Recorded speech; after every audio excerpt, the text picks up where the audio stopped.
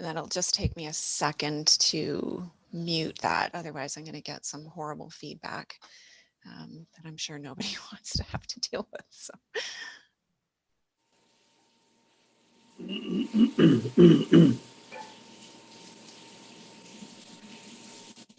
Okay, we are live streaming and we are good to go.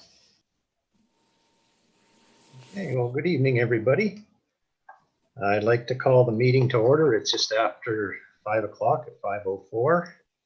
Just like to remind everybody the meeting will be live streamed for the first part of it, and will be recorded. And the live stream will continue until the committee goes in camera to do to review the EIS in a more formal fashion. At that time, the live stream will be stopped. And we won't return to the live stream, but draft minutes will be available within 3 working days of the meeting. And Laurie, did you throw up the agenda for today's meeting? You bet.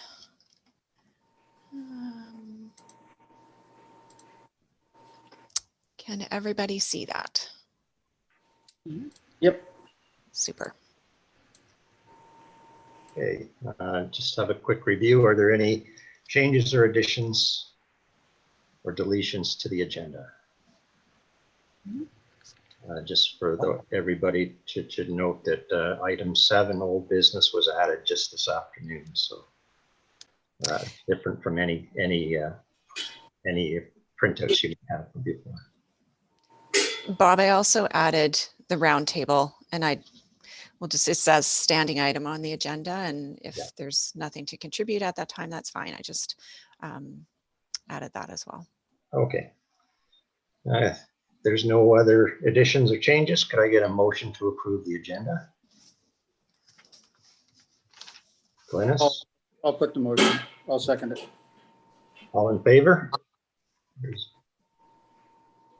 Any opposed? Motion is carried.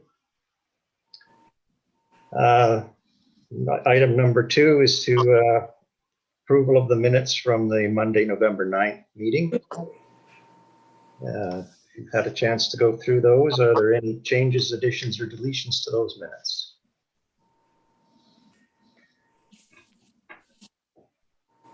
Okay, could I get a motion to approve the minutes? I'll move. All in favor?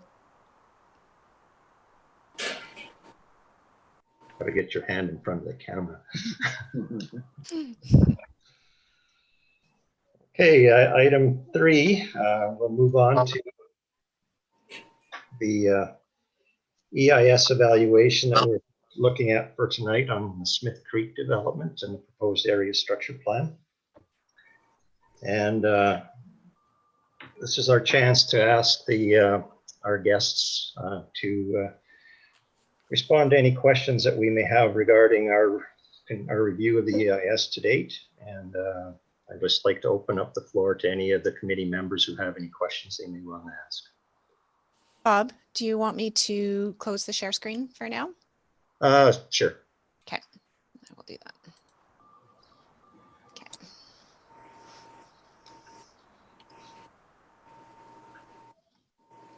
Anybody with questions?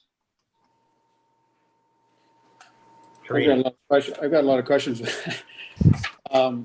I'm just not even sure where to begin with questions. Any thoughts, Bob? Well, pick an item that's of concern to you and maybe just start there. I guess one of the questions I had, being a professional forester with a lot of years' experience and knowing what's happening with the mountain pine beetle, has the mountain pine beetle been considered in this evaluation as far as the impact? In other words, have you got your species composition across the landscape for the habitat? And if so, how much of that is pine that can be affected by mountain pine beetle particularly? Because if you look in Jasper National Park, you got over 200,000 hectares of standing dead pine. And it has significant impacts on wildlife habitat, water quality, soil stability, all of those types of things. And I wonder if that's being taken into account across the wildlife corridor.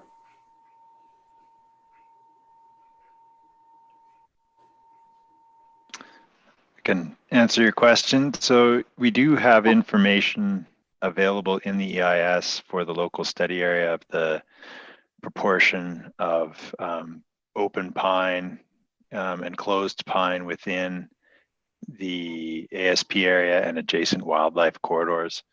But we haven't actually evaluated the potential for pine beetle infestations within those areas. But you can see, if you go to table 40 in the EIS, you'll see the land cover types that are available, including the pine forests there. Yeah, it's very difficult on the smaller maps to actually look at all of that sort of stuff. And I was hoping there would be some tables in relation to, you know, what sort of amounts of pine versus, you know, the species composition for that. Because it does have a significant impact, not only for the wildlife habitat, but for fire management and potential for destroying a fair amount of area. I just get a little concerned with that because I have seen the impacts, I have seen the fires, and I've seen what the destruction can be. So just bringing that forward to for you to consider and think about. Sure, thanks for that. And again, it is table 40 on in the EIS that provides that breakdown in hectares for each of the different areas, including both the corridors and ASP areas. What page might that be on? Would you know by any chance? I believe it's on page 206. Okay. And further to your comment with regards to fire hazard, we have completed a fire hazard assessment. It's not part of the EIS, but just so you know, we do have a fire hazard assessment, and further fire hazards assessments would be required as we progress after area structure plan. Okay. Yeah, it's just, it's interesting with wildfires. It can get a little carried away and difficult to manage. And if you get the right winds, it can just wipe everything in its sight out. So just, you know, with that in mind, you had mentioned some fire management strategies around, what's the terminology I'm looking for? Fire smarting around the community. How far in are you expecting to go with that? Or are you even looking at going into the wildlife corridor at all?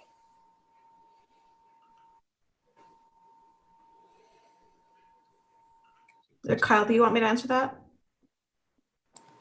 Go ahead, Jess. So the province and Three Sisters have worked together with the town to do some fire smart strategies in the existing corridor. And so there's wildfire thinning within the corridors around the resort and up into the peaks of Grassy. So those strategies have continued. Now that this corridor is designated, I would think that the same type of strategies would occur. And the same practices of Three Sisters collaborating with the town and with the province on making sure that there's an appropriate level of fire smarting that's conducive for wildlife and for protecting town assets. Okay. You know, I think I assumed that would happen, but it wasn't stated in the document. So again, that's why it was nice to hear you comment and say you're collaborating with the town of Canmore and the province around this particular issue. And I assume you're going to do that with a number of other issues. Absolutely. There's a number of different things we're collaborating on. And to clarify as well, I mean, it is a very large document, but the fire smart objectives are outlined within it, and so that it is addressed within the EIS as well. Okay. Yeah, I just found the page or the figure 40 on the document. Again, like you say, it's a fairly large document. There's a lot to do, and we had a limited amount of time to sit down and review it as a reviewing committee. I know I spent a lot of time on this, and I've reviewed a lot of documents like this in my day, and it still takes a lot of time to do it, to understand it, and to recognize what's in it, and respect the components without asking, you know, redundant questions, if you wish. Thanks, Ken. I have a couple of questions. Oh, Rick, go ahead. I'll follow up. Okay, I had a few questions around Bighorn sheep. I know sheep weren't recognized as a VEC in the study, but there is some reference to sheep in the area and some reference to their movements. And just based on my own limited knowledge or observation of the way sheep use this area, it does seem to me that they use the area very differently from other wildlife in the area, and would probably use the wildlife corridor in a very different way from other species. And I'm just wondering if in your data collection, even although there wasn't a focus on bighorn sheep, whether you have data that wasn't reflected in the report, either from the video monitoring or from other sources, that would tell us more about how sheep currently move through the area and how they might move through the proposed wildlife corridor. Yeah, sure. So the bighorn sheep data that we have come primarily from the camera program that Three Sisters implemented, and there's some really good information that clearly shows a line of travel down off the ridge and into the the Stewart Creek corridor area, where they tend to do a lot of licking down by the highway there. And so the movement is predominantly north-south in that area. So they're moving back up onto the higher ridges. So you're absolutely correct that it is very different from the movement patterns of many other species of wildlife in the area. Yeah, that's kind of consistent with my observations in terms of the direction of their movement. I had always assumed that they were moving from the ridge down to the river, and I could never really understand why they would need access to the river, but it makes more sense that they're accessing mineral licks down in that area. And I guess that leads to my other question is, can you identify for us exactly where those mineral licks are? The potential for native mineral licks exists, but primarily the one that we're aware of and the one we've documented through the camera program is actually right down on the highway. So they're coming down to access road salts that are coming off of the highway. And so they're right down at the underpass actually is where they're doing a lot of that licking that we're aware of. Okay, so in the future, they would, in order to access that, they would have to go under the new wildlife underpass under the Three Sisters Parkway. Correct. Correct. Okay. Yep, and they may not move all the way to the highway depending on the procedures undertaken on the parkway and whether that results in minerals, adjacent to that underpass being accessible by the sheep. Okay. And do we know anything from other areas even as to how effectively bighorn sheep use wildlife underpasses? Do they tend to use them? So that's a really good question. And the primary area within the Bow Valley that we see any use is down at the underpass. We were just talking about where the sheep are licking, and we don't think that they do a lot of movement through and beyond it, but rather come down to it and then move back up to the Wind Ridge area. So as far as underpasses being effective for facilitating bighorn sheep movements at broad landscape levels, I don't think there's a lot of work that's been undertaken. I don't know, Brian or Shannon, if you have anything to add there.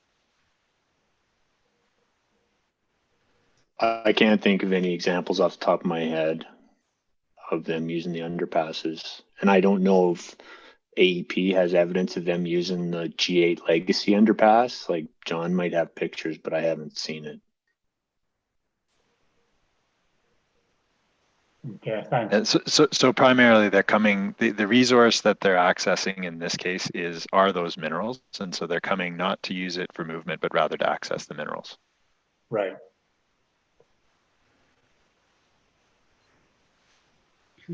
Thanks, Rick. I've got a couple of questions for myself. Your public engagement does not refer to anything related to the Stoney First Nations, and I'm just wondering, in this era of reconciliation, if there's been any consideration to engage the Stoney Nakoda Nation with regards to this development.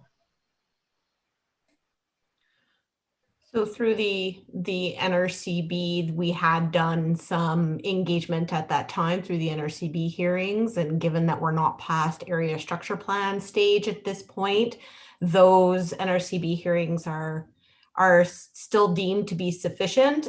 We are in contact at present with the Stoney Nakoda to talk about next steps and to talk about direction of moving forward. And so there are some conversations that are ongoing. Given that I'm not privy to those conversations, I can't go beyond that right now. Thanks. Another question I have is there is a proposed wildlife overpass east of Lac des Arcs. Has that been evaluated with consideration for wildlife movement post-development of that overpass and how it might affect the local wildlife corridor? So that proposed overpass is actually a little bit outside of the area that we focused on for our analyses at the regional study area scale.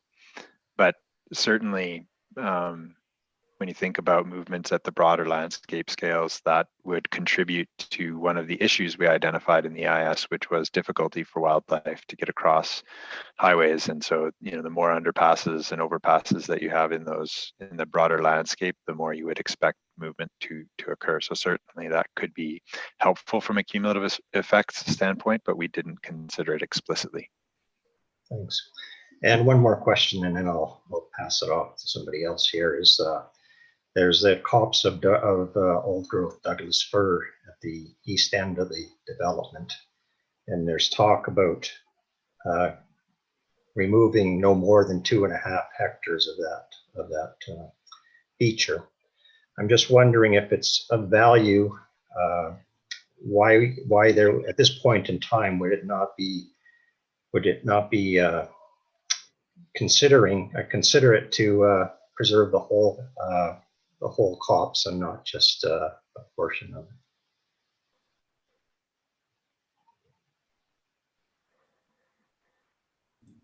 So at this point in time, we don't have enough detail to understand exactly how much will need to be graded at this time. So at conceptual scheme, we'll have a little bit more information. We we would always hope to work with the town to be able to preserve certain features, but if we can't, then we have to be able to predict in some way, shape, or form that we'll be able to access development areas above or around the Douglas fir area. And so technical constraints, the engineering ability of servicing the areas around that old growth forest would have to be taken into consideration at conceptual scheme. At this point, it's a prediction. We just are not certain as to exactly, the level of detail that would be required to know exactly what would happen in that specific case is really not available at an area structure plan level. And so, we would try to use all tools necessary to be able to try to, but if we can't, then we would predict that there's a certain amount that we might have to lose. Thanks. Anybody else? Bob, I just had one more question for them that I'll bring up at this point in time. In relation to the camera information, is there any, I'm just not sure if that's just animals that pass through, or were you able to delineate if that was the same animal that passed through to help with calculating the populations? It's a good question. Primarily with the cameras, we're just detecting species and in some cases age and sex of the animal, but not identifying them down to individuals. So it's not at the level of resolution where we could actually count the number of different discrete individuals that cross in front of the camera. You know, in some cases with bighorn sheep, for example, if they have really distinctive horns, you can do that. You can identify individuals, but in many other cases, cow elk, for example, we really can't discriminate well between individuals. So it's really just a count of the number of individuals of each species that cross in front of that camera. Okay. Do you have any sense what the population is like out there? For the different species that we've assessed, we've provided provincial population data where available within the EIS. So that is available for elk.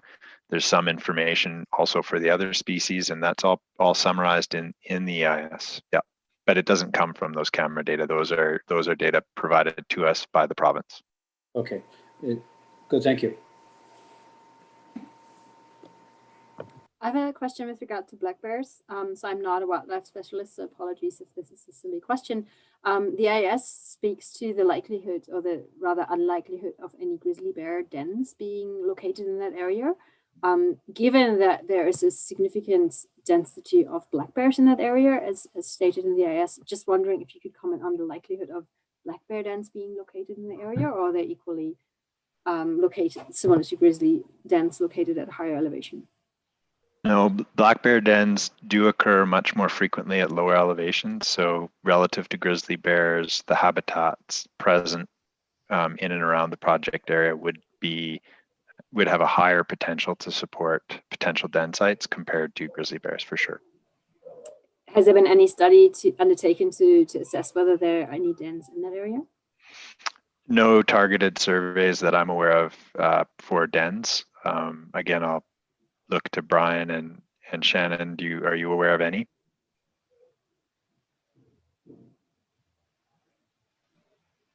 Not specifically to that area. No, I'm not aware of any. Okay, thank you.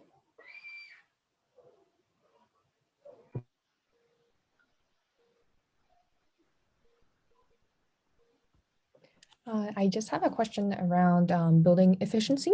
I appreciate how the proposals have incorporated the acknowledgement of Town of Canmore's climate action plan, and especially around reducing greenhouse gas emissions by 80% below 2015 levels by 2050, which is very ambitious, but something that I see that the development is acknowledging and want to strive towards. And there's mentions about providing a net zero feasibility report for participating developments. And I was just wondering what kind of hopes or perhaps ambitions are there throughout these next decades to ensure that as many developments are going to sign up to such kind of report, if it's just voluntary for now? So this is more of an area structure plan policy question. So the policy and the area structure plan is set up in such a way that the minimum unit count can be achieved, which is 3,000 units. Oh, sorry. In this Smith Creek area structure plan, I'm trying to remember how we set it up, but essentially there's a minimum unit count, and you can only achieve more than a minimum if you participate in a building efficiency or generate energy through an alternative means. And so you're not able to get more density than the absolute minimum without incentivizing. And now that I'm recollecting what we put into Smith Creek, because Smith Creek has more undulating topography and where multifamily and where kind of low density residential will be located, the details of the sustainability program or the bonusing incentive program will be delayed to conceptual scheme and implemented at land use. But that same principle will apply. Yeah, I hope that answers your question.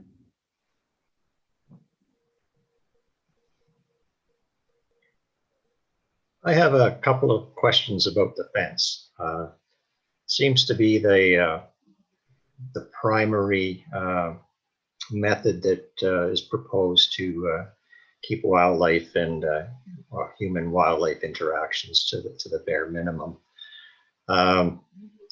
Looking at the way the fence is aligned right now, and I can't remember which table it's in, but it basically goes from Dead Man's Flats, let's say, all the way up to the proposed resort village.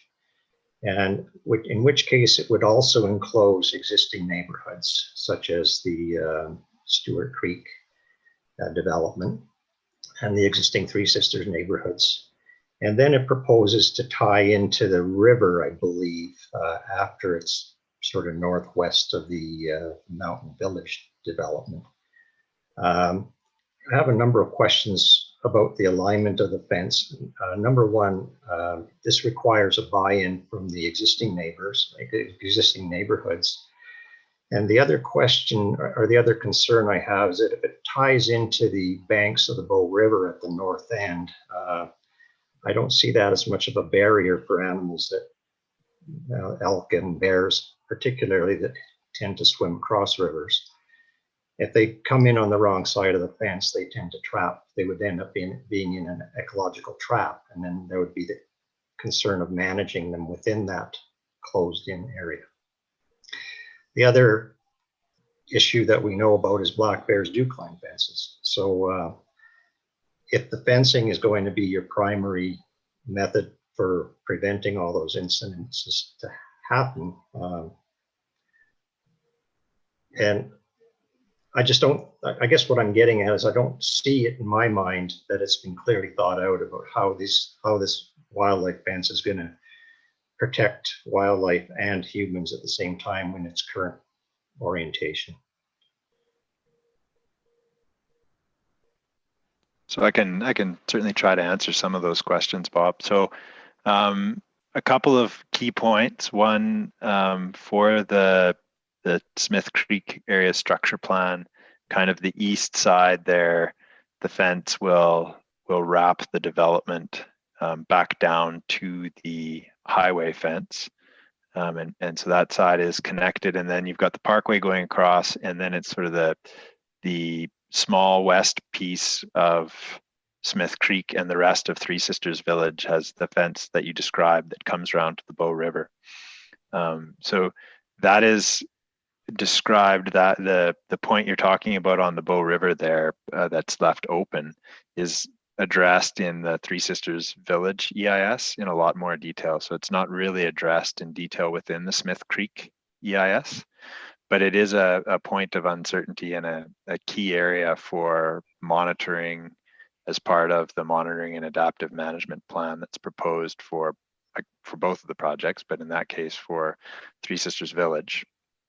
It is an area of uncertainty whether wildlife will come in through that opening in the fence and whether additional mitigation will be required. To your point about black bears and climbing fences, fencing in and of itself is a key component of the mitigation, but it isn't the only component of mitigation. So it's important to note that what we're proposing in order to mitigate potential adverse effects of these two developments, Three Sisters Village and Smith Creek, is a suite of mitigation that includes also attractant management. So it's important that on the side of the fence where development occurs, that attractants are still managed so that animals like black bears that are physically capable of climbing the fences don't have a strong incentive to come over. We know from work done on the highways that bears occasionally do climb fences, but that mortalities on the highways have been dramatically reduced. So there's some work that Tony Clevenger has done and published on that front. So we know that they can work to prevent bears from coming in, but we also know that bears are physically capable. So it is the suite of mitigation that has to work together to be effective. I understand also that they electrified some of that fence along the highway along the Legacy Trail to prevent that as well. Yeah, and there are places where you can run electrified top strands, and where they have done that in the parks in a couple of different scenarios, but usually those are very targeted and specific cases where they do that, but that can prevent bears from coming over. And after the fence is up, what's the plan for monitoring and adjusting as required? You know, there's some discussion of that in the document as well. Yeah, that's right. So a key part of the document when it comes to the plan of after the suite of mitigation has been implemented as part of the project is to address some of the uncertainties that have been identified in the EIS and were also brought forward by the third-party reviewer. And the monitoring and adaptive management plan is the primary tool to do that. And so what will happen is that there will be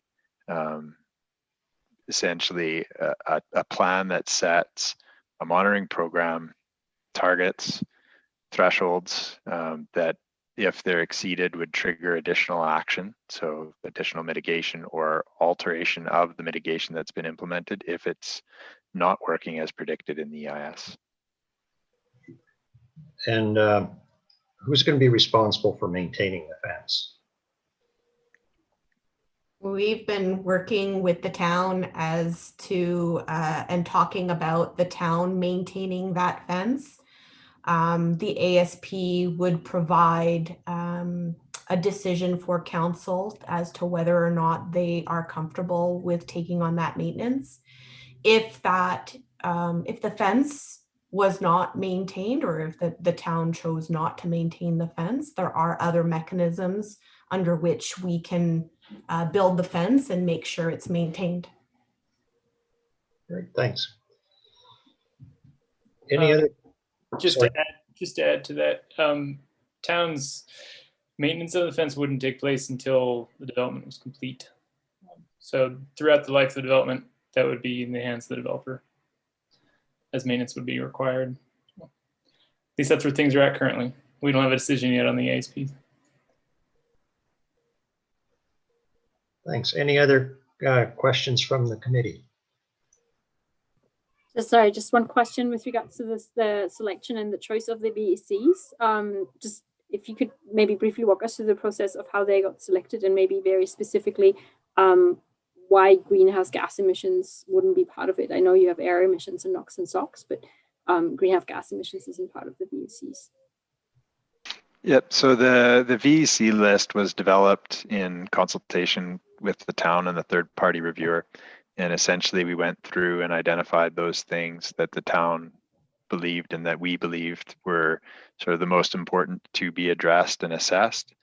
And we do have air emissions and those things can contribute to greenhouse gas emissions. We also do address the potential for climate change to interact with many of the other VCs that we assess in the document. So grizzly bears, cougars, you know, when we think about how climate change might influence those in the future, and we address that through the cumulative effects assessment. But the core of the answer is that those lists were developed as part of the terms of reference process. Thank you.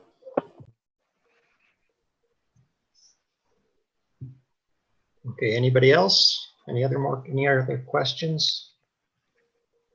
Okay, in that case, I'm going to move that the committee take the meeting to camera at 5:37 p.m. to protect from disclosure information related to recommendations and analysis developed for council in accordance with section 24(1)A of the Freedom of Information and Protection of Privacy. This time the live stream will end. The draft minutes and evaluation will be posted in 3 working days. Those in favor? Any opposed? No. The motion is carried.